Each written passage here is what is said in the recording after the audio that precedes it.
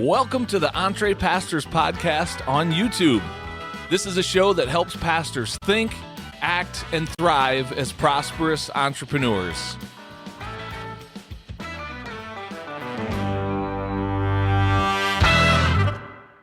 Well, hello there, and welcome to the EntrePastors Podcast on YouTube. I'm John Sanders. I'm one of the co-founders of EntrePastors and a co-host of the EntrePastors Podcast. So grateful to have you tuning in to this week's episode.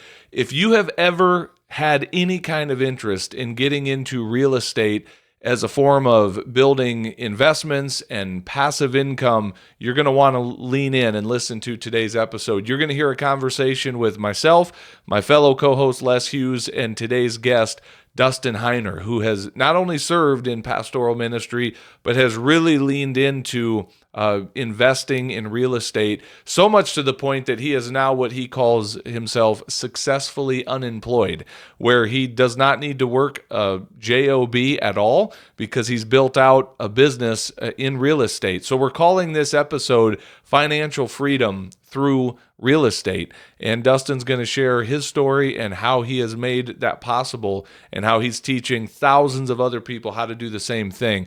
I love Dustin's heart for the church, for pastors, and ultimately to share the gospel as an end goal of all that he does. He's got an awesome story, and we're so glad to share it with you now. So without any further ado, let's get to this conversation with Dustin Heiner. Here we go. Well, Dustin, it is our pleasure to welcome you to the EntrePastors Podcast, man. Welcome to the show. Hey, John, thank you so much for having me. Yeah, I love being able to help anybody, especially Christ followers, to get financial independence. I mean, being a pastor for a little while, I knew that you make very, very little money. And at the same time, you got to provide for your family. So what a great way is to, for me, invest in real estate. But I really appreciate you guys having me on the show. And I love that you're doing this to help Christ followers to hopefully get financial independence and be more like Christ. Yeah. Well, awesome. You and I got connected in Vincent Puglisi's Membership Freedom Group. I heard you give a presentation in there. And you said a few things that really clicked with me and thought, man, this would be really good to introduce you to our audience. I think there's some real value that you can share just through your story and through your passion. So, knowing a little bit about your story, you did have a brief season serving as an interim pastor, but that's not really where you felt God was calling you. And I want to park on this for just a quick minute. I want you to speak to this. You said that you felt first and foremost your calling was to provide for your family, and you recognize that traditional pastoral ministry, as we've kind of known it to be in our lifetime in the Western part of the world, was in contradiction with you providing well for your family. So speak more about that, because that's one of the major pain points that we address here at EntrePastors is we're sick and tired of that narrative of the starving pastor, pastors who are just barely making it financially because they said yes to serving the Lord. So you kind of looked at that and said, I have to provide for my family first. Ministry, as we've defined it, pastoral ministry, is not going to get the job done. So tell us a little bit more about that. Yeah, so I didn't start there. I've ended up there. What I first felt started in when I was being an interim pastor. I didn't feel called to be full-time ministry. I felt called to go into the business world and preach the gospel. I love sharing the gospel with anybody and everybody I can. And everything I do in life is a means to end, to share the gospel and make a disciple. So I had that idea to not be a pastor, to be in the business world, to share Christ. And then after I got married, so I was pastor before I got married, then I got married and became an elder at one of the churches. And with that, that's when I started realizing, oh my goodness, like you don't make very much money. In fact, the big reason why I stopped being a pastor was, number one, calling from the Lord to not do it. But number two, when I got that first paycheck, I looked at it and I actually was so depressed. And it wasn't the dollar amount. For me, it was that I was getting any money at all because I was thinking, man, I want treasures in heaven. That's why I feel called to go and work and then serve. That's what I like. Now, not saying that anybody who is actually working in ministry as at all.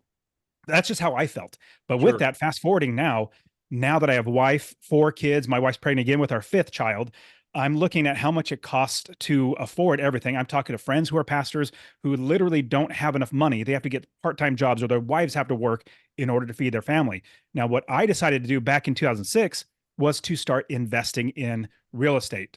I started thinking, okay, if I bought one property that made me money every single month in passive income, then that can make sure that hopefully my wife can stay home without working. So fast forward, started buying property after property, 30 plus properties later, I was blessed to be able to quit my full-time job that I had, not working for a church, but working for a local county government.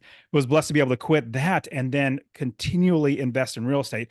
But in the end, I believe as Christ followers, males, men, we are called to minister to our families. The only person that we're going to be accountable to for the Lord is we're accountable to the Lord for our children and our wives. That's the only thing. Now, if you're running a church, my opinion is, if you're blessed to have a lot of people that are following you, you are not necessarily accountable to the Lord for them if they walk away, but your family, your wife and your children, if they are not fed, we know the Bible says that even if somebody doesn't even take care of their own household, they're worse than unbelievers. So with that, I thought, let me go ahead and now invest in real estate. Then how can I help more people to invest in real estate? I love one quick last thing I'll share. So there was a pastor found me, started coaching. I started coaching him how to invest in real estate. He's up in Sacramento. He said, Dustin, I don't make much money. I don't want my wife to work. I want to invest in real estate, but I don't have any money. I said, okay, let's figure out what we can do. Because there's so many different ways. Like if you don't have money, don't let that stop you. In fact, that's a very easy step we can get past. I said, well, Benjamin, his name is Benjamin up in Sacramento, said, hey, so let's walk through what you have. So fast forward, he had a house he bought 5 years prior. He had some equity in that. And so I said, Benjamin, you don't have any money. I completely get that, but your house has equity. Let's take money out in a home equity line of credit, pull that money out in buying a house. He bought a house in I think it was Georgia, Atlanta, Georgia, and it was cash flowing. He bought it for like $150,000, cash flowing like $400 a month. And then he refinanced it 6 months later, pulled that cash out. Cause remember, he bought it free and clear, then refinanced it, pulled the cash out, paid back off his home equity line of credit. Now he has an investment property making him money and passive income every single month. This is just one strategy that we've used plenty of times. But yeah, for me, as men, we need to provide for our family. Yeah. So I know there's a lot of pastors right now listening to this going, they're in Benjamin's shoes where he was, saying, I know I need some extra income. I don't have any. I mean, I'm inspired to hear your story of starting with one property and now, 30 properties later, maybe even more at this point. That's awesome. But maybe we need to go back to the beginning because there's a lot of Benjamins listening to this right now saying, man, realistically, I think let me frame the question this way. How long of a process is it to for someone to start in that game of real estate investing?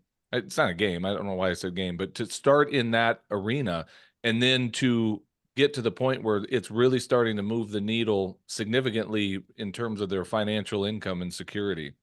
Everybody's situation is different, like how they're starting. But if they're moving forward, I would say anybody should be able to invest in real estate and get their first property within maybe 3 to 4 months.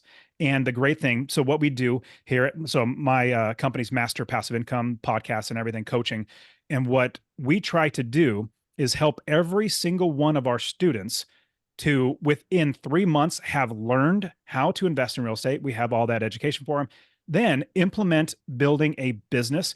One thing I'll pause and say in that process of getting to, 3 months later to be able to put in offers and get a property.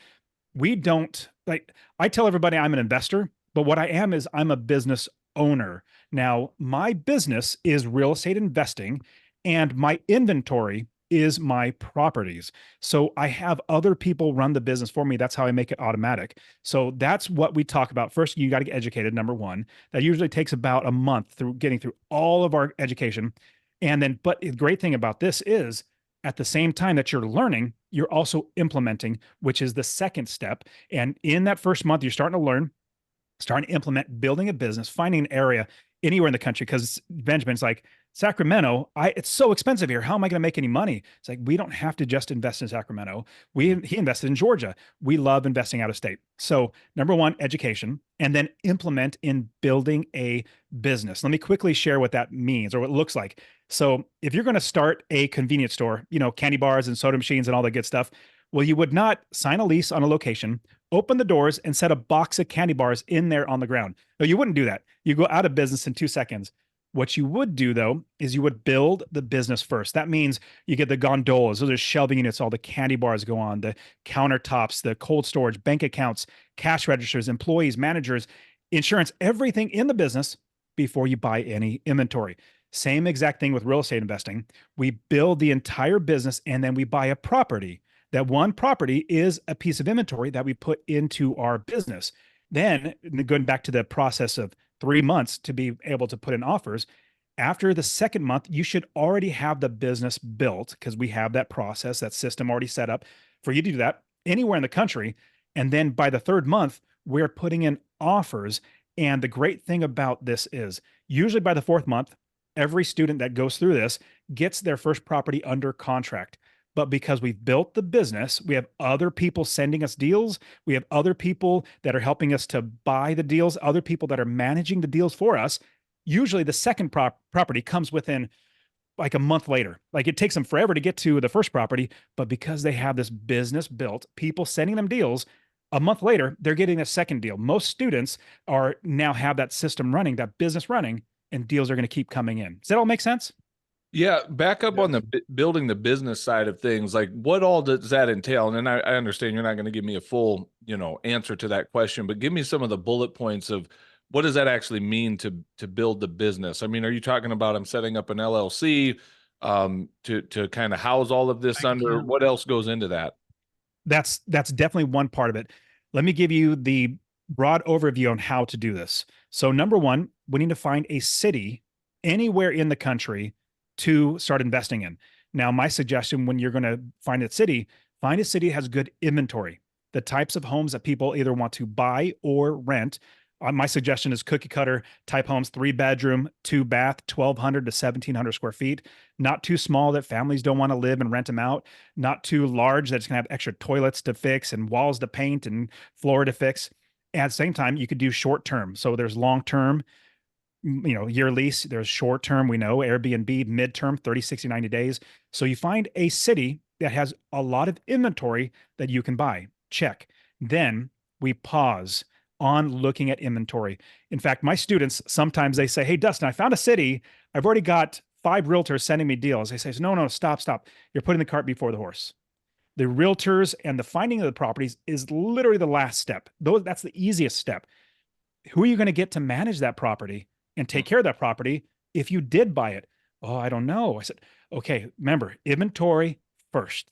The next step is we need to find a property manager. So once you find a city, we pause at looking at properties. Now we start interviewing managers. Just like that convenience store analogy, you would not do everything in the business and then find somebody walking across the street and say, hey, would you come in and manage my business, manage my money, manage my inventory, my customers, my employees? No, you wouldn't do that. You'd interview many, many people before you bought or before you hired somebody. Same thing with real estate investing. We hire slowly, which means we interview many people. We ask them many questions and interview them many different times, property managers. And then we hire the ones that are the best, that we feel like are trustworthy, that have the experience, and that we can actually work with, and they have good communication skills. Will they be able to get back to you in time? And so inventory first in a city, then property manager next. Now, here's the big reason why we do the property manager.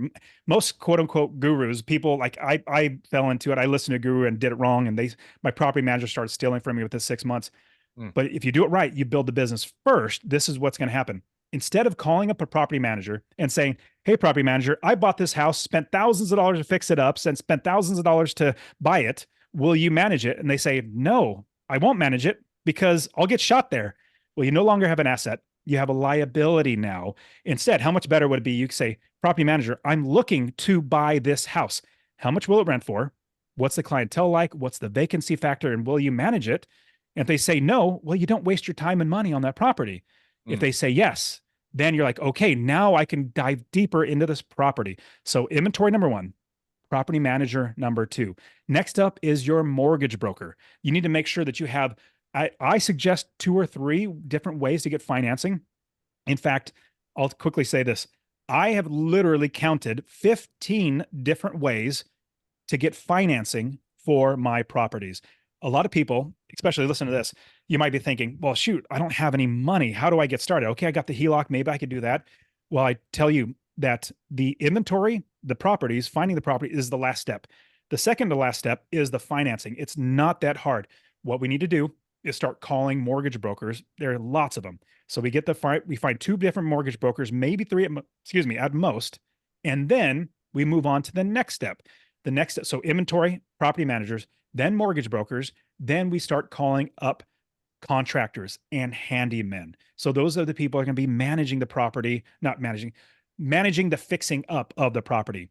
And it's in longevity of the entire home, you're going to be making money in passive income because your property manager is going to make sure that you're renting it for more than it's worth. One, because I want to get you to ask questions, but one quick last thing I say, if I'm renting it long term, I want to make sure I'm making $250 or more every single month from every single property. One property is $250 a month. That's $3,000 extra dollars a year in passive income. 10 properties is $2,500 a month without working. $30,000 a year in passive income. 20 properties is $5,000 a month, $60,000 a year. That's just long term. What if you did short term? You're probably going to be making $1,000 a month in short term. That's $12,000 a year in passive income if you bought one short term property. So there's so many things, but I'll pause because you probably got plenty of questions. No, this is good. And just know we don't expect you to give a full, I mean, obviously in our limited time, you're not going to be able to give a full detailed thing. And we're going to offer people to go jump into your course if it's a good fit for them and learn from you. But okay, a couple things. Is there anybody that this is not for? Like, give me some pointers on someone that you'd say this is not really something for you to look at. If somebody doesn't have two things, risk and control. If they don't have risk tolerance to allow somebody else, which gets into control, if they don't have the risk tolerance to allow somebody else to manage the property, or if they don't have the risk tolerance to borrow money. Now, some people might say, well, borrowing money is a sin. I don't believe borrowing money is a sin. I know that the borrower is slave to the lender. I believe the scripture is telling us you just need to be prepared for what happens if you do not pay back the lender. You'll be put in prison. Back in the Bible days. Now you foreclose and all that sort of stuff. So I believe that if you borrow money, then you can buy properties that make you more money in passive income. So that's number one. Do you have the risk tolerance to be able to do this? I think most people do. Now, the other one is control. I personally, I don't want to actually, there's a fun book. It's called The 4-Hour Work Week. It's basically the premise is that you want to make your life that you only have to work 4 hours a week. Well, I think working 4 hours a week is for suckers. I maybe work 30 minutes a month on all my properties because I have other people doing the work. Now, what that goes into is that now we're making it automatic, where we're having other people do the work so that we do not have to do the work ourselves. Now, I'm freed up to actually run my businesses that preach the gospel, or in the end, I preach the gospel, or I serve or I also serve my church. I serve the people. I disciple people. And whenever they're free, because I'm free. Because I have 40 plus hours of my life back because I'm not working for somebody else or working for church. But if you're working for church, how much better and just how I am, I'm much more of I love giving. How much better if you're financially independent, you still want to serve in the church, then you'd say, you know what, let's use that money that you would pay me to give to somebody else because I don't need the money anymore. Yeah. Hey, Dustin, how long? Well, let me get back to that. John, I had a question for you first. That something you said a second ago was intriguing to me. You said that a few things that Dustin had shared when he presented to the group made you really want to have this conversation. So, what were the one or two things, if you can just think back that far, if there is something? What was it that you heard from Dustin that was really intriguing to you and you felt as though a lot of people in our community could benefit from hearing it? And then Dustin, after John answers that, my question for you is, you might have said this, if I missed it, just forgive me, but how long have you been doing this? And how long did it take at your own pace? How long did it take before there was a tipping point to where you could do this full time if you wanted to? So John, Great you go question. first. Yeah. So my answer to that, I'll boil it down to two simple things. When I heard Dustin give his presentation inside of Vincent's group, first of all, just his heart is evident, and he's our people, Les, because he's I agree with recognizing that ministry it happens in business. And that's Yeah. a huge thing with EntrePastors. I can see that. Yeah. Pastors get so hung up on ministry just happens from behind a pulpit in my office. And if I go do something out there, I'm leaving the ministry. It's like, no, you are probably doing more ministry out there than inside the four walls of the church. So his desire to use his business as a means to the end, like he said earlier, of sharing the gospel, that was evident right away. And then just secondly, personally, real estate is something I'm interested in. I'm sitting here going, man, 3 to 4 months from now, I could have my first property. I need to buy this course and get in it. Personally, I'm interested in real estate, and I know, Les, we've had a few other guests on the podcast that have talked about their ventures in real estate, and I just think this is something we need to help more pastors do. So those were my main reasons for saying, Dustin, let's have you on the show. Well, I love the breakdown too, Dustin, to where you've got, we like steps. We got things that you can actually take action on. I love the progression that you're spelling out, the preliminary information anyway on the steps that you build. So go ahead now and share the rest of it if you don't mind. Yeah, totally. So yeah, I started investing back in 2006, bought property after property. In fact, in the meantime of working a regular, I guess, desk job or day job, I actually, after having my fourth child, I got laid off from my job. And I had a couple properties at the time, and I realized that I need to make sure that nobody lets this happen, or this can't ever happen to me again. I can't let somebody have the ability to take away my ability to feed my family. And so I started buying property after property. Eventually, I had 30 plus properties. And I was like, why am I still working here? I could literally quit and have my life and serve the Lord. And so fast forward for me from 2006, it was 2016 when I finally quit my job, because it's hard to leave the W-2, but about 7 to 8 years, I was actually free, but I held on just a little bit longer. I would suggest you should probably quit sooner, because there's so many things you do if you have a regular desk job. Now, for me, it took me about 7 to 8 years to become financially independent, because I was literally doing this all myself, and I was just going behind myself one after another. And then now here's the great thing. My students now working with me, because I've shortcutted everything, or I fast-tracked everything and said, hey, this is wrong. Don't do that. Do this. That is one of the best things that I've been able to do. Now my students are being able to become financially independent in 3 and 4 years. One student recently, he started in September working with me with coaching. He literally, after 5 months, I think it was probably December or January, actually became financially independent, and he was moving pretty fast. Now, obviously everybody's situation is different, but what it comes down to is, how motivated are you, number one, to be able to provide for your family? Because I know at any time, no matter if you're a pastor, you could literally be fired at any time. If you're working a job, you could literally be fired at any time and then not be able to feed your family.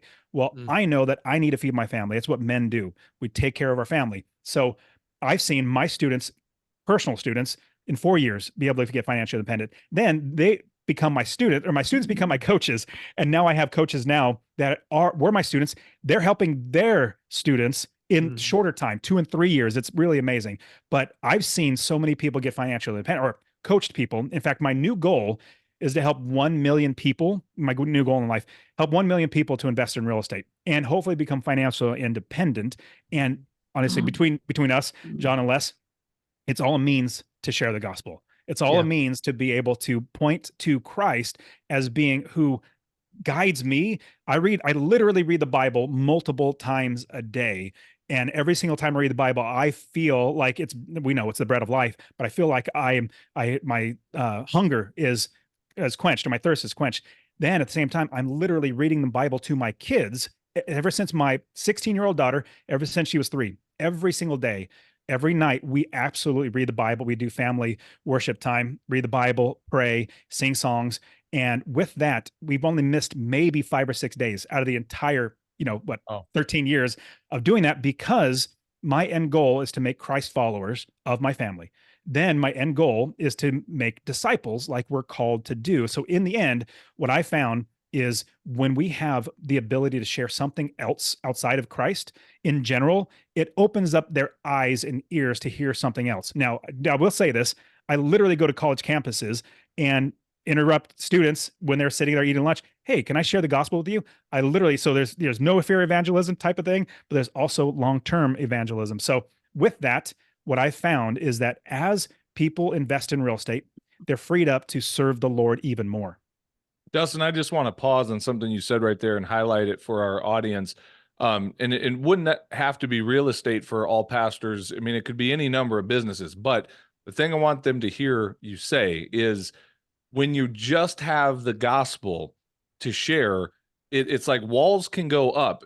Whereas if you have something else to offer, then sometimes there's an opportunity there to build a relationship, to have in their minds given something of value, and now they're a little bit more inclined to listen to the good news of salvation. Not that we have to go in and earn the right every time to share. Like you said, you can certainly go and do that abrasive form of evangelism. That's an effective tactic at times as the Spirit leads. But I think for pastors especially, when people know we wear that collar, that robe, that we hold that office, there's almost an instant suspicion that we have nothing to offer except a message. And in some cases, they would see it as an agenda. I mean, in all fairness, it is. I want everyone to be saved and to know Christ.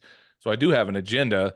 But I just want to highlight that business is a key to getting those gospel conversations with people, because you're serving them before you take them to the next level. So I really love that. That's good, John. I also wanted to lean in on one more thing, Dustin, that I don't want people to miss. That is that I think, I don't want to put words in your mouth, but I'm going to guess that if you had to do it all over again, rather than taking you 8 to 10 years, you could probably do it in 2 or 3. You personally could. Absolutely. The second thing is, it is absolutely true. I mean, John and I agree with the concept that you can either get out your calendar or get out your wallet. So it took you longer to do it on your own, where I would guess that somebody could expedite that by making an investment and shortcutting, at least not cutting corners, but shortcutting in terms of the time frame that it's going to take, because the learning curve is going to be much, much shorter when you've got somebody right alongside of you that can actually make that journey with you. And what I call it, your great point, what I call is fast tracking. We fast track it because we're skipping over all the landmines, all the hurdles. We're helping them just do literally what they need to do. Like you said, John, earlier, starting an LLC, get an EIN number, all that sort of stuff. That's things we do on the process to building the business. And quickly, I'll add, John, so I've had my podcast, Master Passive Income Podcast, where I just talk about real estate investing.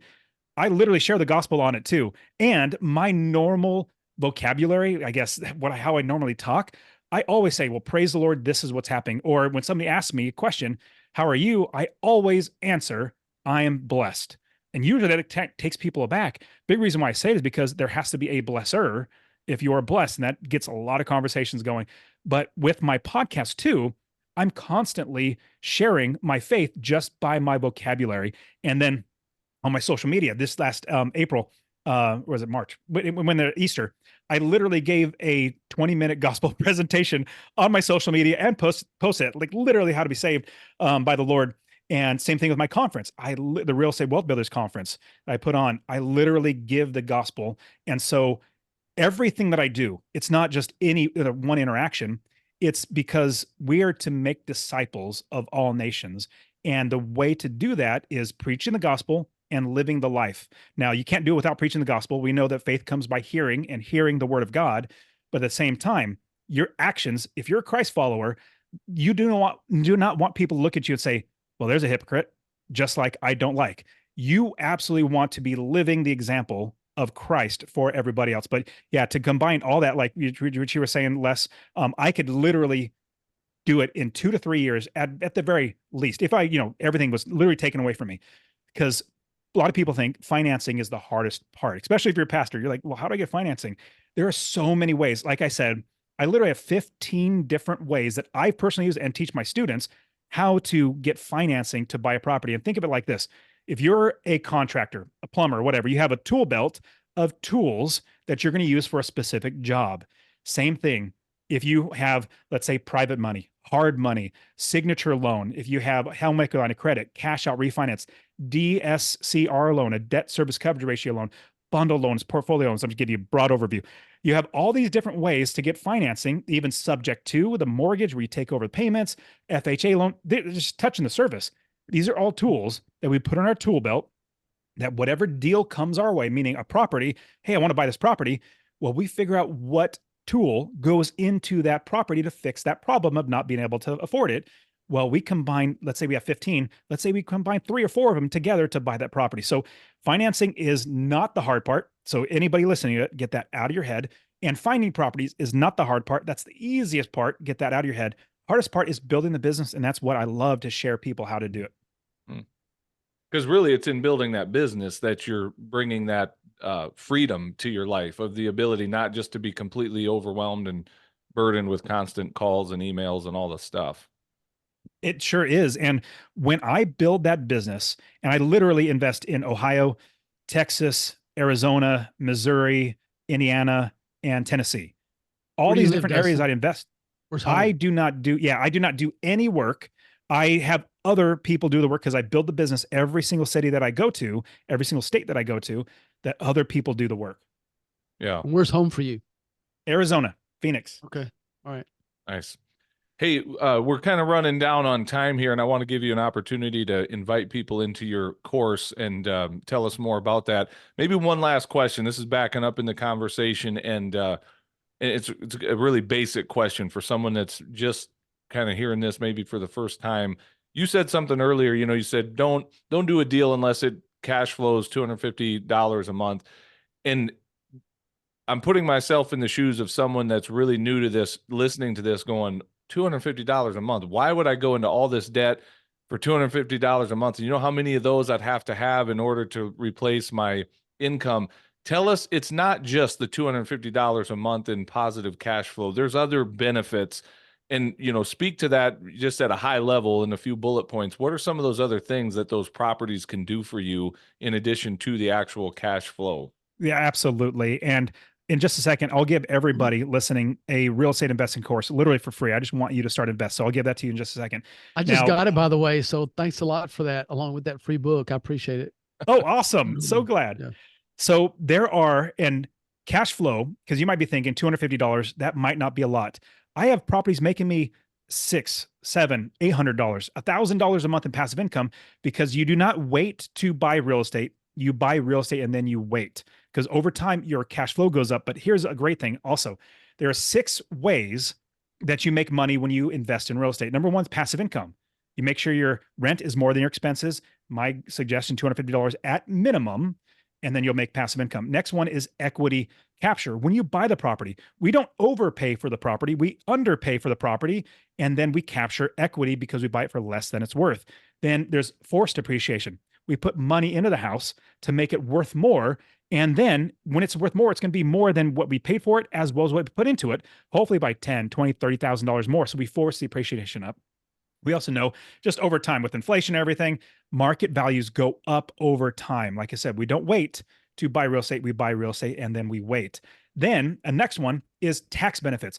When I first heard tax benefits, I was like, well, I don't pay that much in taxes, so it's not that big of a deal. You will love it when you start making more money, because Uncle Sam wants to take all of it almost. So the tax benefits are amazing. The last one of my favorites next to passive income, is mortgage buy down. Mortgage buy down. Now, listen to this. I love this. I don't pay the mortgage on any of my properties. I don't pay my property manager. I don't pay for insurance. I don't pay for taxes, any repairs. I don't pay any of that stuff. Like, I don't have to get a job to pay for that. My tenants pay for all that. The money goes into me and out to all the bills, but I make sure those are accounted for before I buy the property. So those are the 6 ways. And with that, there's so many things that we can utilize. Like I said, use the equity to buy more properties. So we can scale that up where you are now getting financial independence. But the more properties you buy, one quick last thing. You might be thinking, well, I might have a high mortgage payment. Let's say I buy a $400,000 house and then only make $250 a month. Correct. I agree. That's why we invest in other states. I have students buying literally $80,000 houses and making $250 a month in passive income on those properties. So if they're, doesn't get rented for 1 month, well, that's only like what, $300 that they're missing out on mortgage payments. So whatever worry somebody has, more than likely I've figured out a way, and we have the system to get you past all these hurdles. It's so great to be able to help people to invest in real estate. Well, man, this has been so awesome. Tell us how to learn more. Tell us where to get this free course. I'm intrigued. Absolutely. So if you text the word rental, RENTAL, rental to 33776, More than likely you're listening on a podcast on your phone. Rental to 33777, or you can go to masterpassiveincome.com/free course. masterpassiveincome.com/free course. Our lady give it to you. Literally, it shows you anywhere in the country to invest, how to find an area, how to build the business, how to buy properties right where you're making money and scale the business so you can quit your job.